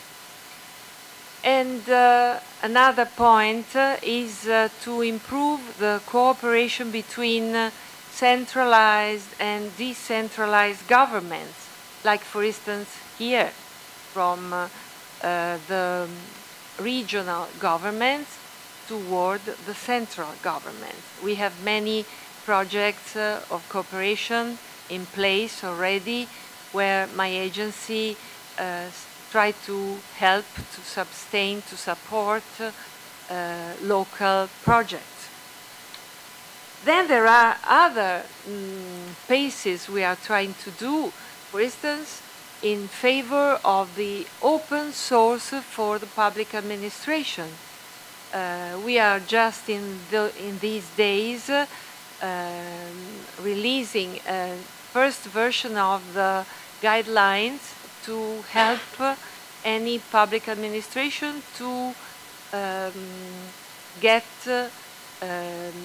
open license for their software, to share these software among all the public administrations through a platform like GitHub, like the others I saw mentioned in the description of this precious project we are celebrating today. And so this is a part of the activity we are trying to put in place. Another approach is that of some platforms that are already available to the citizens, like soldi pubblici, open coesione, open cantieri, that with a very similar approach to that of the project presented today here, make available open data to the citizens with instruments to read, to go deeper into these open data, because data without instruments alone can be not so usable for any citizens. And these platforms that are website, easily findable on the website, on the web, sorry, make available many information about public expenses, the degree of development of European projects, and so on. And just to close this short intervention, as you probably know, in the scoreboard of the level of digitization of our country in comparison with the other 27, we are not in a very good position, because Italy is at the 25th position among the 28, so near to the end of the scoreboard. And this is in the so-called DESI, that is Digital Economy and Social Index, and also in the benchmark, which is another sort of comparison made by the Commission, also to push every member state to do better, to make the best effort to improve itself. My hope is that showing our path towards digital innovation and modernization of our country, and giving a complete and clear idea of what public administrations are doing just now through their open data available to everyone, and mostly to the citizens and to the business, we are able to regain some positions, but first of all, to improve the quality of the public services we are offering to our Italian citizens, and if I may dare say, also to the European citizens. Thank you very much for your attention. Grazie mille, Daniela. Thank you very much. It is important to, and I want to underline the focus on the open source as a tool, also reconsidering the European strategy, the open research, open innovation that characterize the new actions of the Commission in this field, and the open research, the possibility to enjoy about those tools completely free and reused. This is very important. Now we pass to a fundamental aspect, because we been talking about open data, but we have to see who has more data of Istat of Italy. So we have Natalia Renato Fazio from Istat, Statistic Institute, and we ask him the involvement and perspectives of the use of the data and the opening of the data at national level. Istat is the main producer of the official statistic that is supporting citizens and public decision makers. This means that our mission is to disseminate data. So, since 2000, we have done it on the internet. In 1998, when I started to work with the Istat, when data were on paper. So to succeed to use those data was rather complicated, but the first data banks on the internet was a great success, and the enterprises and the decision makers were very happy about it. But since then, many steps forwards have been done. Since I have here aged that since 1993 is present as a fundamental authority towards a public administration in older time. For us, this is a facilitator, because I'm very glad she's here, because this facilitates the relationship between from us towards the other public institutions. So coming back to ISTAT, well, ISTAT is really an awful lot of data and has been working about the interpretation of data, because those are not only tech news, that fake news, that means the one we have to be careful, but also the interpretations of the data. ISTAT has always used the data with the metadata in a simple way. And to do this is not always easy, it's rather complicated, but we tried to do it. And ISTAT has been trying to create a statistical culture, so those data that has to be disseminated together with a kind of culture. So we work with the schools, we have had so many committees concerning different stakeholders, the civil society, and also with enterprises and the public administration. So we always been trying to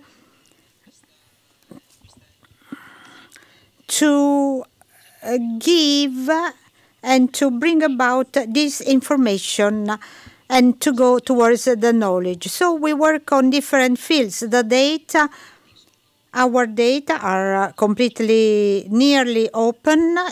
Those can be visualized on the Vineyard House. We have at level 3, 4 from Chester Book to other formats, and we are contributing a lot at international community just to try to make those data open, usable to the civil society. Also because the fundamental advantage is that we can find is the data, thanks to the civil society, are reused and retransformed for other bodies by creating other opportunities. There are so many cases on the web of statistical data that have been used for so many other purposes. This means that the fact to have some data and making them open to the community is a great value added. And ISTAT is doing a lot. So transparencies, cooperation, and collaboration. Well, as to transparency, we have to do transparent because we have some rules to respect, some regulations. Statistics must be done according to certain methods. So together to the data, we also give those methods. We explain why they are in that way. And also to the fake news, there are also the false interpretation. We are working at community level with the Eurostat on the web semantic.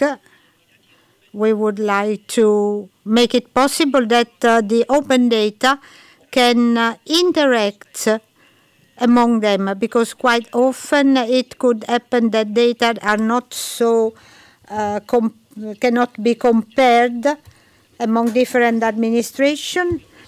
We have experienced it. We really needed some common methods, and now what is produced by our institute must be compared with in the institute in Belgium or others. So let's say that we have been working so to create this interoperability. Apart the use of data, we also create and give the possibility to use some services. So we give the possibility to accede to our services by supplying some data under different format, and we will work a lot because our mission is to disseminate data, so to make them understandable to the social, to the civil society. Thank you. Now, we don't have much time because we are late. Also, the professor are longer. So I would like to conclude this round table. I thank all the participants with a